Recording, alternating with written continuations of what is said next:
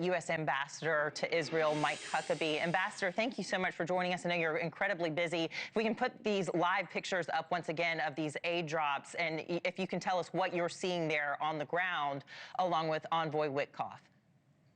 When we went to Gaza, I think there were a couple of big takeaways for both of us. One was that the GHF program, despite all of the criticism against it, most of it coming from the UN and from Hamas, interestingly, was unfounded.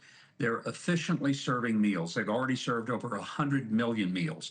That was one of the big revelations. But the second one, and this is an important one, is how inefficient the UN process is. Much of their food gets looted and stolen, and once it's stolen, then it's hijacked into contraband that the Hamas soldiers turn around and sell at ridiculously high prices. So it's not humanitarian food when people have to buy it. One of the things we heard from Gazans that we spoke to was their hope that Hamas can get out of there, can be done with. They're sick of it.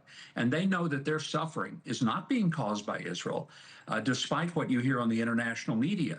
They're the ones who are telling us that their suffering is caused by Hamas, and they want them gone. And they love President Trump, and they think he's the one who's the key to getting some of this resolved and moving forward for a better life for all of them. And Ambassador, so with what you're seeing on the ground, how can we make sure this aid that's being dropped from the skies right now, I mean, this is like manna from heaven for these people in Gaza, truly. But how can the United States make sure that this aid does get into their hands? We know time is ticking, their skin and bones, and it's heartbreaking. What else can the United States do? What else can Israel do?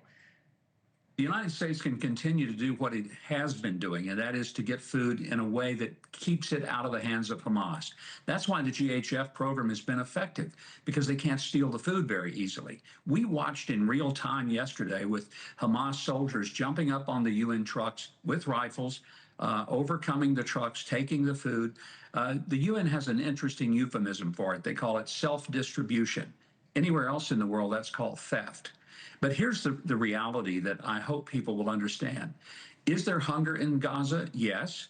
It's not as widespread as you might think, because a lot of the pictures have already proven to be absolutely erroneous. One was of a child who had a birth defect.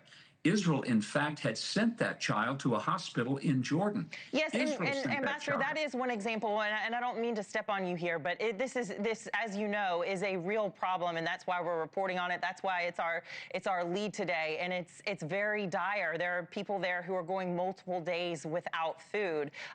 Whether it's Hamas to blame 100%, or if Israel could be doing more, the United States could be doing more, is a question this morning. There is a piece in the Atlantic I wanted to hit on, though, that's about, they say Hamas wants Gaza to starve because starvation only helps Hamas end the war in a way that advances its aims. Do you agree with that? Absolutely, 100%. And I'm thrilled that the Atlantic, hardly known as a pro-Israel news outlet, is being honest about it. But let's look at this week. This week, while many of the European leaders were being celebrated by Hamas for calling for a two-state solution and criticizing and condemning Israel, you had the Saudis, the Qataris, and the Emiratis all demanding that Hamas disarm and let all of the hostages, not some, but all of them go. That's where the pressure needs to be applied.